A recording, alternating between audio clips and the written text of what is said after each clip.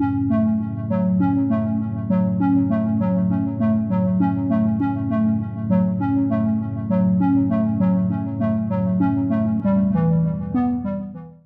current funding, if Interior Health moved money around to make the Ashcroft emergency more available, would the other services be cut? What would that look like? That would be purely an Interior Health question. I'm not sure that, certainly I haven't heard it's a funding issue.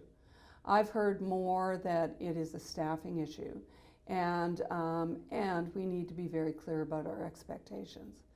When I first became an MLA, Princeton was in my riding, and Princeton was going through a very similar process. The loss of services at their hospital, the loss of the emergency room. And I brought the Princeton group over to Ashcroft to talk to a community meeting about the steps that they went through.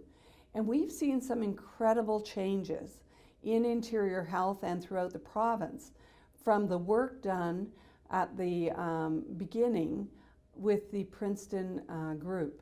We see rural healthcare become a priority. We've seen looking at the assets of healthcare professionals in communities, and are we maximizing those assets, such as the paramedicine program. Those are all new programs that came through small communities rising up and saying, we deserve equity in services. And so I truly have not heard that it's because it's cost saving. I've heard that it's difficult to look at how we're going to staff it. And I think we need to think differently about that. We need to look at what successes are out there and build on those successes. Side question to that. Yeah. What's the paramedical? That's where, we have ambulance people who sit and wait for a call, and they have expertise. And we said, when we have home care nurses and other people providing services to community who are overworked and overbooked, why aren't we taking some of those skills that the paramedics have and using them in our community? And so you'll see across the province that the program is expanding. We have a community paramedicine person who goes and does house visits. And so it's building their skills, and it's supplementing the services that we have in community. It's quite exciting, actually. So I guess what you're asking me is, would we want to remove the other services we have? I don't know that money is the issue here.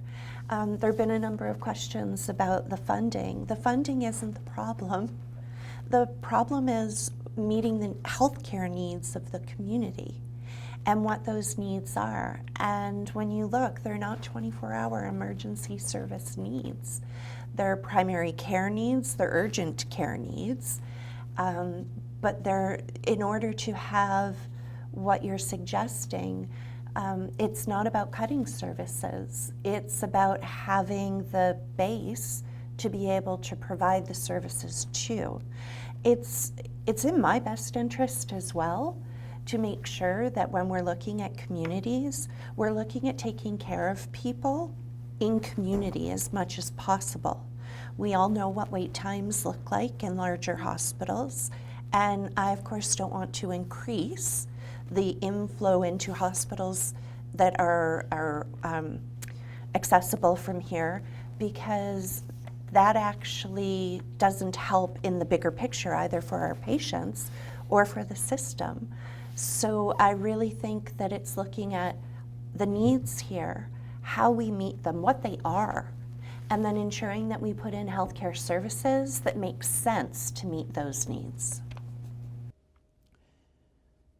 A big question from our community revolves around the emergency services. Let me start by asking what our emergency services looked like back in 2008, 2015, and now.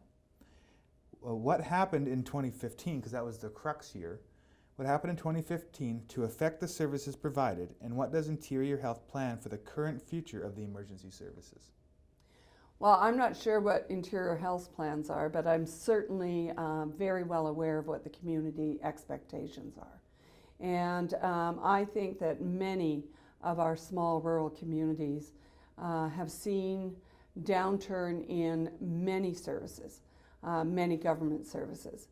Healthcare is critical to the health of the community, to who we are as a community.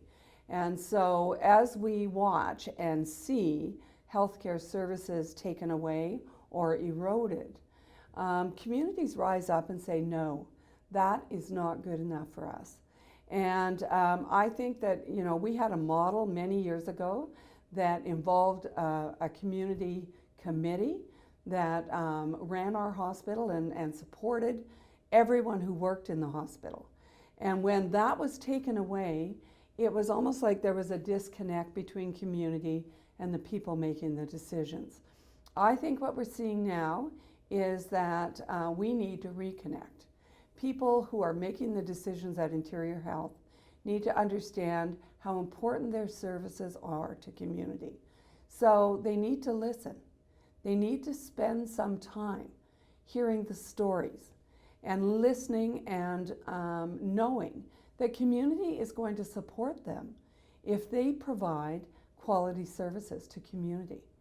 And our expectations may not connect at certain times, but I think everyone has a common interest, and that interest is to provide quality health services in our communities.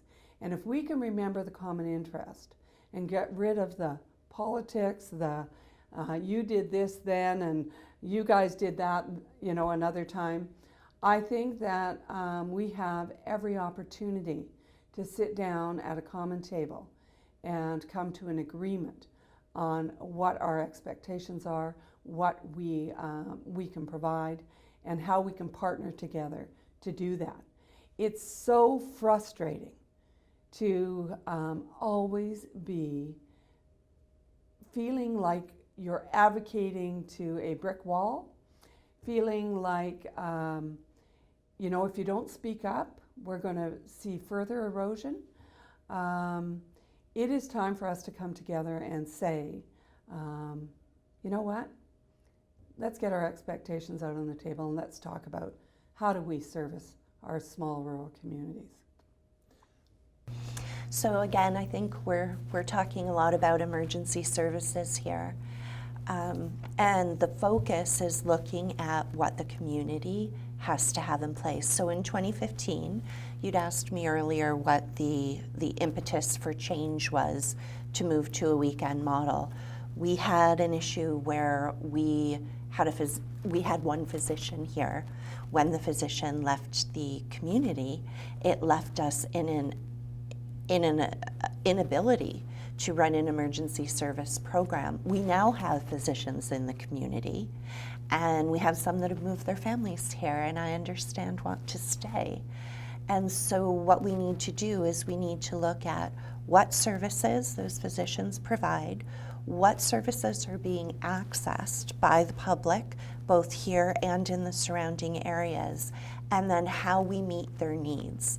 So it may not be an emergency that they have, but they may work, like we both work. And if I want to have care, I can't go during working hours.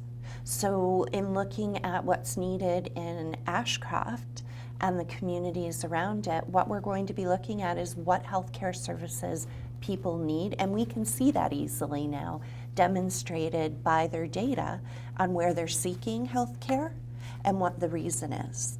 So we can begin to plan to meet the needs of the communities. When was the, sorry, just a question, when was that, was it a recent survey done, or was it? So the data, when it was where's that the data coming from? Yeah. So I don't know if you know that the Ministry of Health has actually started doing some work to look at primary care planning for the entire province. And so in order to do that and to really get a good idea of what the needs of the community are, we actually will be getting data from the ministry, which allows us to look in each of our communities at what healthcare services they're needing, the health of the population. So we can tell how many babies we have born. We can look at how many people have heart disease, how many people have diabetes, and be able to look at then what services they're seeking and where they're seeking them to get a better idea of what the community baseline needs are to assist us in our health program planning. Oh, just so I understand, so if there's no emergency service available, then how would you have that correct data for people that would be wanting to use those services? So we don't only have the data from Ashcroft Hospital, we actually have any hospital and where they may be seeking services outside of the Ashcroft area. So if they're going to Kamloops, we're collecting that. If they go to 100 Mile, we know because through our MSP numbers, we have everybody registered. So we're able to see, recognizing that if there isn't an emergency open on Tuesday afternoon or for somebody to go and seek care, but they need emergency services, they're seeking it elsewhere. And so we're looking at all of the areas that people are seeking service to understand what people need.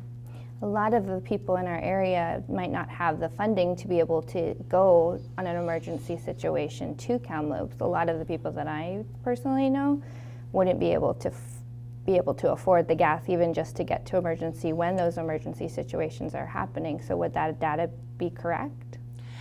We believe it's correct because if it is a true urgent emergent situation, someone is bleeding, someone needs stitches, someone's having a coronary problem, they're likely seeking services for those. Generally, people will call an ambulance in those situations, and we have the ambulance data as well. I can't speak to the interior health part. Again, it comes back to in 2014 when we were down to one physician. Obviously, it simply was not sustainable to have a 24/7 emergency.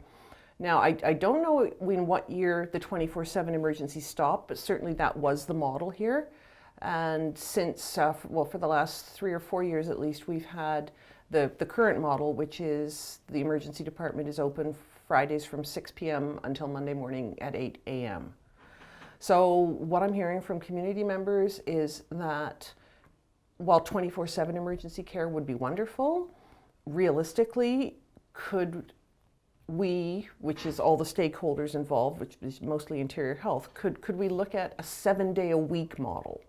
And we'd have to have discussions about what that looked like. Would that, for example, be emergency services Monday to Friday when the clinic is open and then the current weekend hours? Would it be emergency services maybe in the evenings on weekdays and then our current hours? There are various models that would have to be discussed, but I think 7-day-a-week emergency care is certainly something that is attainable.